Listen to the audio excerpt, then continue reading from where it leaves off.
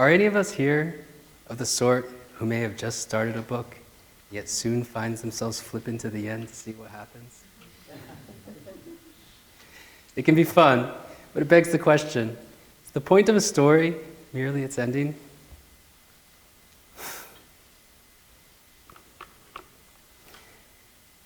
Put another way, in your own life, is it good enough to find out where you end up?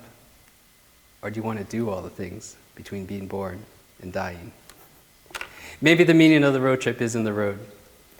I think so, and that's why I like wires. Wires let us participate.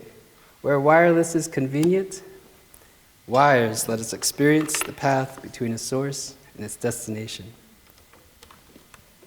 If you give yourself a chance in a wire, it's an adventure, discovering what you might connect. It's a joy to be the one to make those connections. I'm speaking literally, but also metaphorically, of course. Which takes me to the first disconnected thing. I think I speak for all disabled people when I say, nobody speaks for all disabled people. For my grandpa Manuel, though, I'll have to try. He was disabled by a stroke, partially paralyzed, affecting his speech, arm, and leg, and it slowed him down quite a bit. And yet he used to take me to all kinds of interesting places. He just needed his family to help him through. I might provide a sturdy arm along a staircase, or push his wheelchair when he ran out of steps, which otherwise required a cane. Now, I was very young when all this happened, so the gravity of the experience was lost on me, which is why my brother and I might just as soon go from helpful aids in one moment when he needed us to becoming downhill Olympic wheelchair racers in between. Honestly, even with him in the chair, I might just lean over and say, "Grandpa, are you ready? Set, go!" and race him across the New Jersey Mall. Or bounce him over the cobblestones near the Liberty Park. I remember he could barely say a word of protest amongst all his laughter. He sounded like, "Oh, ha, ha, ha, ha." I certainly remember his joy a lot more than his disability. But I think I first noticed that unnoticed seriousness because of my mom. See, if someone parked in a disabled parking spot without merit, she'd follow them in. Now, my mom might be described as a small woman. My 11-year-old son, Miles, he's taller than her, and he was taller than her when he was 10-year-old Miles. But as she followed, she grew. And with each step, became more and more imposing. And by the time she reached that would-be parking violator, all she had to say was, "Are you sure you need that spot?" They were not sure. I remember my brother once looking up, his jaw dropped, just saying, I think to himself, "Mom, Hulk." Needless to say, they would quickly relent. But what struck me was how surprised they always seemed. It was as if they hadn't entertained the idea that actual people might use those spots, merely that it was some sort of trick to keep everyday people from daily convenience. I think maybe disabled people simply weren't visible to them. Daily life, though, was just fun and games, eating pancit with Grandma Aurora, playing chess with Grandpa. Yes, I did just equate eating Filipino food with fun. Which takes me to the second disconnected thing. In the early part of high school, my dad encouraged me to wander from his construction site in Center City, Philadelphia. I remember headed not too far down the street when I happened upon this building, which was just effervescing these exciting sounds. I walk in, discover a band, improvising music in the moment with their audience that no one's ever heard before or might ever hear again. There's a trumpet player blaring. Stand-up bass was resonating in the room. The piano skittering off to the side, and the drums like rain. I didn't know it'd be so amazing. It sure was. The only problem was I didn't exactly belong. First, I was underage in a bar. And second, me and the next youngest person were separated by 4 or 5 decades, which they noticed immediately. The band called me to the stage. Do you play? Yeah, actually, saxophone. I had been taking lessons for a few years at that point. Okay, let's go. Well, I don't have it with me. You don't have your horn? I was being scolded. You should always have your horn. I didn't have an answer. That was that. I watched them play and went on my way. It must have made an impression, though, because after that, I carried my saxophone everywhere. Without a plan or purpose, just carried it. For every bus ride, it sat on my lap, big black boxy case blocking my face, censoring me from the universe. And when I walked, I gained this now characteristic tilt under its weight and bumped it against everything. I wasn't carrying it to anywhere. I was just carrying it everywhere. And that's what I did. I was a kid with a horn, a habit of seldom practice, and a naive shrugging tendency for stepping into things, which I did a few months later when I went back to that buzzing building. Now, you might expect it went all exactly the same way, and I should have, and it did. Went back to that building, the band called me to the stage, only this time they can see I had my horn, so they're playing by the time I got there. As I set up, I didn't picture anything in advance, but I guess I thought maybe they would provide me sheet music, or maybe they'd tell me a couple notes that if I repeat them over and over, they could do their thing and we'd be on our way. None of that. The trumpet player had one word, and he said it while he stepped backwards and pushed me forward. And I swear there's a Doppler effect when he said, "Blow!" Blow?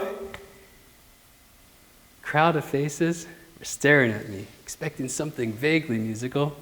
The sax strap felt tight on my neck. The lights were bright against a bleak darkness. It felt like falling. I don't remember much, but I do remember having this thought. If I could somehow just pour my soul into this horn and blow it out, maybe everything would be okay. I think I left my body. But somehow notes must have also left my horn. Because when I could see again, to my surprise, it seemed like people liked those notes. The feeling was amazing. Now I was totally into it. And on a weekly basis, I now had a habit of sneaking out of my window and crawling into these scattered holes of jazz across the city, where each time I'd lift up my horn, fall out of my body. I was getting cash too, but more importantly, I was getting slaps on the back from that heroic generation of jazz musicians, which somehow still seem preserved in the amber of these places. Every time, though, no matter how much I did it, felt like falling. Only my horn could shoot these ropes made of my soul. And if someone could catch one and make a connection, it'd lift us all up. Now, that didn't always happen, but the risk was always worth it. And I guess ever since then, I've always just had this trust.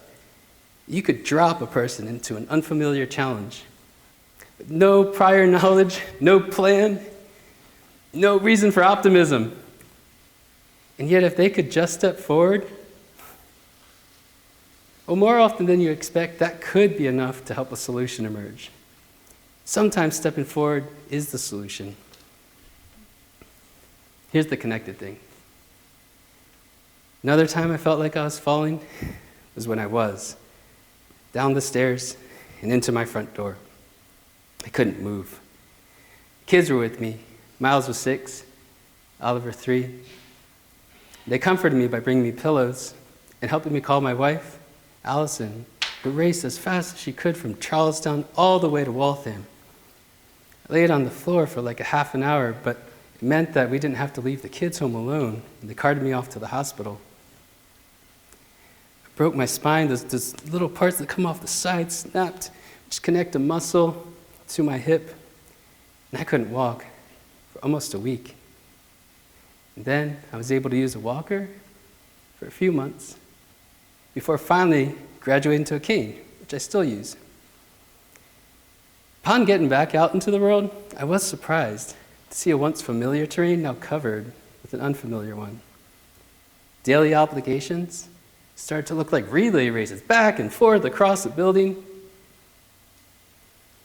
10 feet at the airport took the form of hundreds of zigzagging steps around the TSA's sacred ribbon. And ramps, uneven surfaces, those felt like obstacle courses, like pop-up parkour events everywhere. Crowds of people transformed into bumper cars, and I, the shaken person who couldn't bear another collision. Heavy objects became immobile. The clock ticks faster when you need to slow down to recover. And with one hand occupied by a cane, two-handed tasks become escape room puzzles. How do I hold the cup of coffee and press the lever without dropping my cane or whacking the person behind me? Why do they hand me the ice cream cone? Once my hands are full, ask for the money. And that door opening button, why is it such that sometimes you press the button and by the time you get to the door, it's already closed? I think all disabled people see a world that's invisible to the rest of us. But as this world comes into view, so too do you find yourself receding from it. People in a rush cut by close in front, like you're a static object, without realizing that that halt in your gait makes things a lot more difficult, causes pain.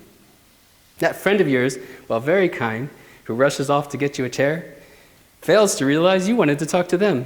Now you're politely sitting in their chair in the corner by yourself. And then occasionally, people just assume you're sad, with only sad stories, and boring because you can't do exciting things. It can feel like people see a floating cane suspended by the invisible man. Alternatively, I can go without the cane if the surfaces are flat and distances are short. But while the challenges might disappear from view, the challenges themselves do not. In fact, they can increase slightly, and people don't know how to make allowances for you. Consider this. When they might seem absent, disabled people and disabilities might simply not be visible. And if you imagine yourself navigating a room with invisible people in it, I bet there's one or two things you would do differently. But I think making connections with people does help us see them. Right now, as I share with you, it's a lot like playing my horn back then. I'm throwing ropes made of my soul, hoping to make connections that lift us. And I hope you too find your trumpet player, or have found them already, who teaches you how to tie such ropes, because it might be the thing that lifts you from a fall. It might lift them. Or smaller than that, it might just be like a phone connecting with its charger, giving you energy. The saxophone, by the way, is a bit too heavy to sling around this neck with any regularity these days. So I've been really into modular synthesis. Like how jazz musicians improvise new streams of notes every time they play. In modular synthesis, we throw around wires, hoping to make new connections and breathe new music into life. Every time, new connections, new musical instruments, and hopes that we might hear something we've never heard before. Now, I don't know what we're about to hear, but I did put my soul into these wires. So let's step forward with disregard for what happens, because the risk is worth it, because it's an adventure, because something special may come about. Either way, from the moment that we're connected, we go from a disarray of disconnected parts into an unpredicted whole. Maybe something special can come about. Let's find out.